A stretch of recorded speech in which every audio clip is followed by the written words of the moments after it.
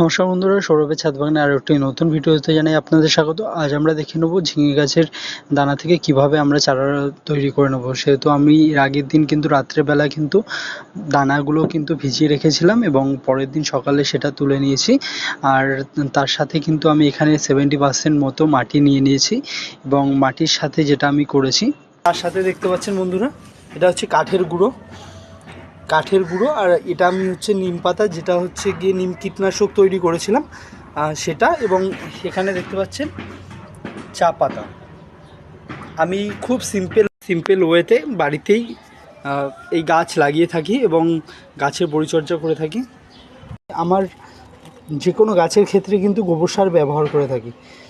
এই গোবর সারটাও কিন্তু আমি এই মাটির সাথে মিশিয়ে নেবো। দেখতে পাচ্ছেন বন্ধুরা, এই পরিমাণে আমি গোবর সার এখানে নিয়ে নিয়েছি।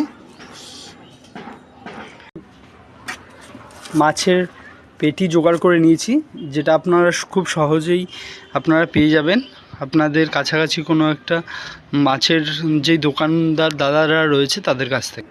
এই পরিমাণে মাটি নিয়ে নিয়েছি, সাথে 3 ভাগের 1 ভাগ কাঠের গুঁড়ো নিয়ে নিয়েছি আমি, এবং নিম কীটনাশক তৈরি করেছিলাম যেই পাতাটা দিয়ে, সেই পাতাটা এর মধ্যে কিছুটা পরিমাণে নিয়ে নিয়েছি। 2 মুঠো মতো আমি চা পাতা সার এতে ইউজ করেছি। এরপরে আমি এটাকে ভালোভাবে মিশিয়ে নেব।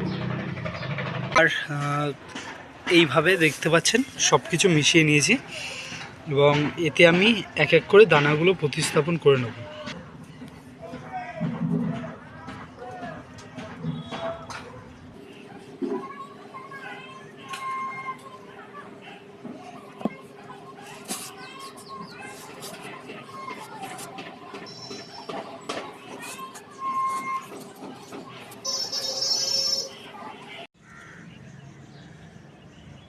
ঠিক 4 দিন পরেই দেখতে পাচ্ছেন আমার গাছগুলো বেরিয়েছে এবং অঙ্কুরিত হওয়া শুরু করেছে।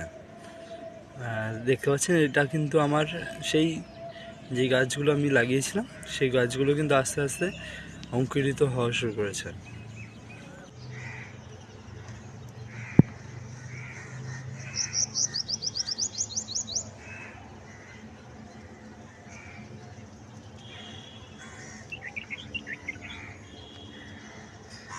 কিছু দিনের মধ্যেই দেখতে পাচ্ছেন গাছগুলো খুব সুস্থ এবং সবলভাবে উঠছে।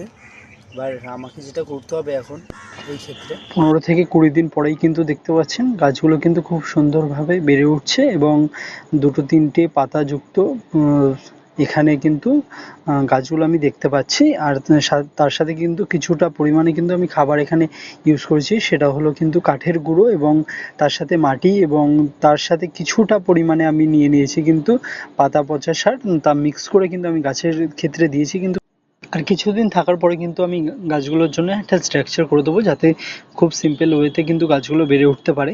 আর কিছুদিন যাওয়ার পরে কিন্তু আমি এই গাছগুলোতে একবার ফাঙ্গিসাইড কিন্তু স্প্রে করে দেবো। আপনাদের ক্ষেত্রেও কিন্তু স্প্রে করাটা কিন্তু মাস্টলি জরুরি, যাতে কোনো না পোকা ধরতে পারে। এবং আমার চ্যানেলটি যদি আপনাদের ভালো লেগে থাকে একটি লাইক করে দিতে পারেন এবং সাবস্ক্রাইব করে দিতে পারেন। দেখা হচ্ছে নতুন একটি